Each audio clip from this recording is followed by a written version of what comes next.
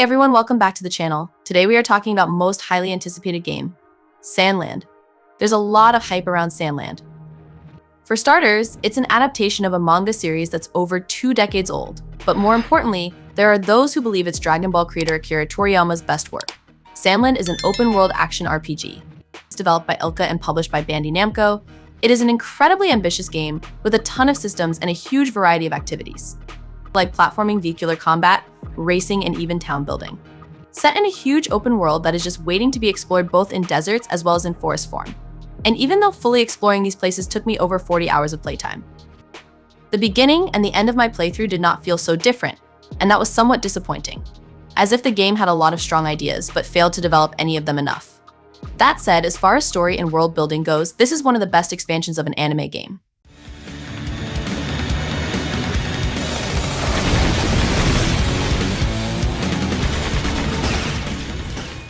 In Sandland, you play mostly as Prince of the Demons and follow the story of the show, but not to the letter in the show. You meet this character, and once you reach the forest line portion of the story in this game, you meet her as soon as you are stealing your first tank. That is quite early in the story, and it stays with you for the rest of the game, playing a major role. Shortly after meeting her, you set up base in the town of Spino, which becomes your hub of operations for the rest of the game. So, in between missions, you find yourself constantly returning here, customizing vehicles, visiting shops, and taking on side quests with the villagers. This is quite the deviation from the story that you have probably watched or read, and puts all the subsequent events in a different context. Now, if there was a moment in the show that you wanted to play, most likely it is still there. It is not like the story has completely changed. But the game has a different take on it, something new for you even if you have already watched or read Sandland. In fact, if you already did, I think you will appreciate the game even more. The story is as expected, accompanied by fully voiced cutscenes and dialogue scenes. And of course, these story missions take you all over the world, offering unique challenges, unique boss fights, and unique dungeons with different mechanics. If you're looking for even more of the Sandland universe, there are a lot of side quests, as well, all of them voice acted, every single one. I found them to be very well written for the most part. Some expand on the Sandland universe quite well, others explore the unique humor the show has to offer. There are always those missions that will feel more like filler than others, but most of them introduce new colorful characters that fit the universe quite well, and most of those new characters end up in that town hub once you complete their side missions, some as simple NPCs, others might even open up a shop and give you access to new items. It's mostly through side quest. You can see your town evolve over time, every little change in the town, every building, every feature, you know how it was built. Because you have done the quest to build it, there's not a lot of customization as far as the town goes. You can't really relocate shops or anything like that, but the side missions you complete are meaningful because they end up being real places in this hub that you are constantly revisiting. The gameplay of Sandland starts very basic and unfortunately remains very basic until the very end, when you start playing, as you figure out how to run around and double jump. And once you enter combat, you have a light attack and a strong attack also.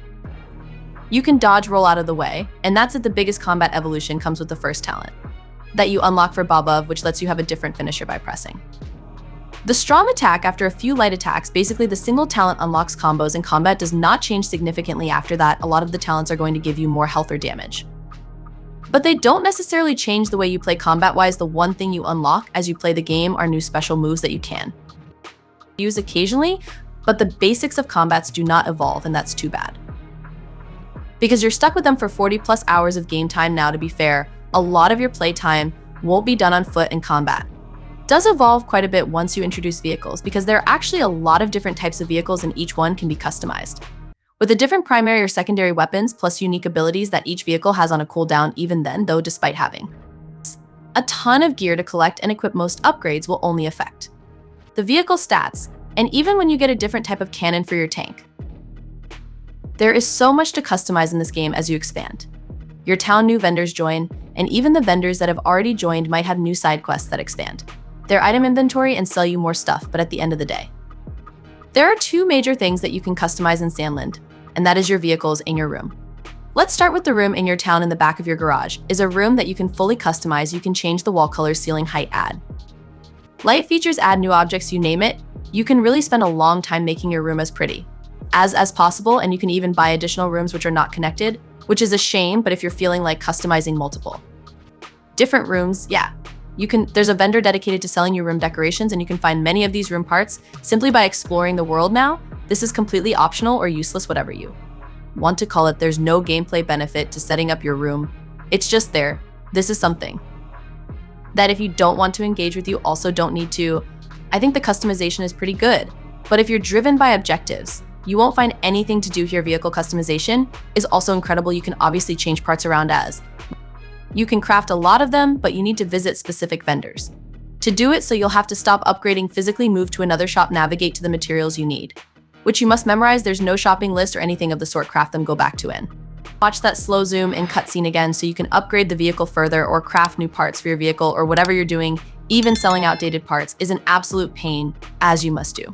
And one by one, there's no marking items for sale, there's no selling items in bulk, and there's also no buyback option if you sell something accidentally. I think this game looks great for the most part even.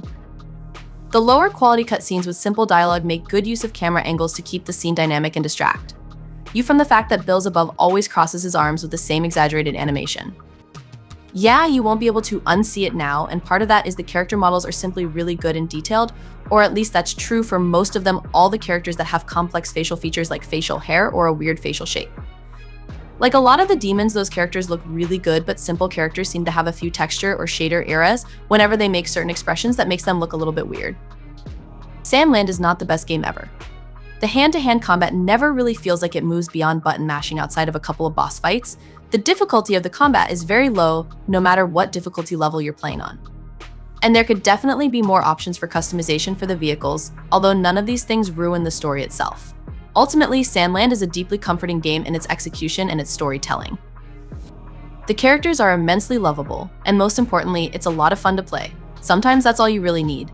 Sandland launches on April 25th for PC, PS5, and Xbox Series XS.